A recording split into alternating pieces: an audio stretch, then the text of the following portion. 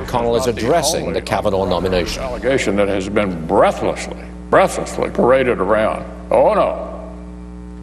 Shortly after Dr. Ford's confidential letter made its way into the press, the floodgates of mud and muck opened entirely on Brett Kavanaugh and his family. Out of the woodwork came one uncorroborated allegation after another, each seemingly more outlandish than the last.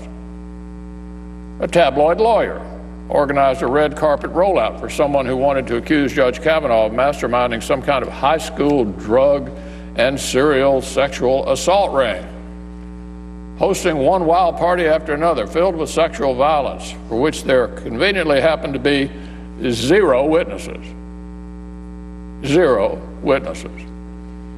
But plenty of people to refute the claims.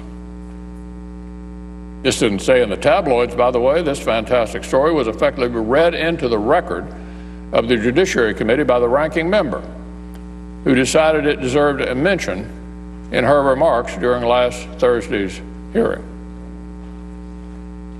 And every Democratic member of the Judiciary Committee seized on this outlandish tale in a formal letter in which they called on Judge Kavanaugh to withdraw his name from consideration.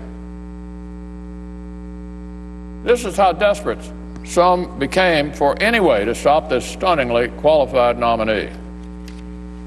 I guess upholding any standards of any kind was just too much to ask. We heard another anonymous, unattributed, and now thoroughly debunked account.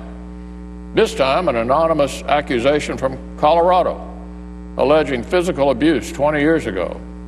A sitting federal district judge quickly stepped up to bat down that anonymous smear.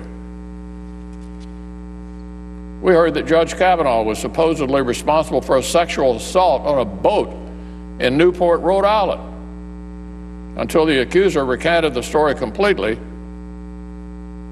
but not before many in the media had begun eating it up. In short, Democrats' mishandling of Dr. Ford's letter opened the floodgates for this deluge of uncorroborated, unbelievable mud. And the mudslide was cheered on and capitalized on at every turn by the far left that has been so eager to stop this nomination. Just politics? I don't think so. And on the other extreme, some of the other lines of attack have been completely trivial. Last night, the New York Times unleashed this major story. Get this. Judge Kavanaugh may have been accused of throwing some ice across a college bar in the mid-1980s. Talk about a bombshell. One can only imagine what new bombshell might be published today or tomorrow. But here's what we know, Madam President. One thing for sure. The Senate will vote on Judge Kavanaugh here on this floor this week. Here on this floor this week.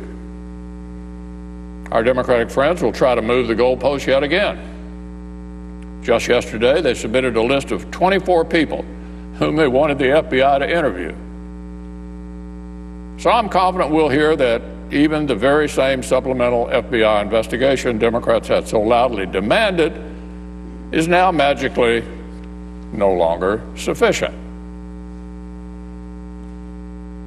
Well, after the FBI shares what they've found, senators will have the opportunity to vote.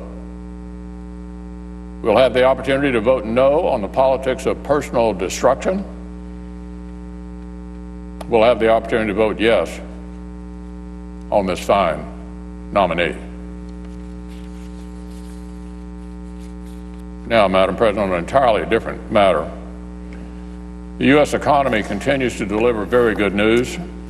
My home state of Kentucky is certainly no exception. That is Senate Leader Mitch McConnell on the floor of the United States Senate in an unaccustomed, when we're not used to seeing him speak like this. He's combative, occasionally angry, And he's called out Senator Dianne Feinstein for putting on the congressional record wild stories about sex and drug parties where there are zero witnesses to what allegedly transpired.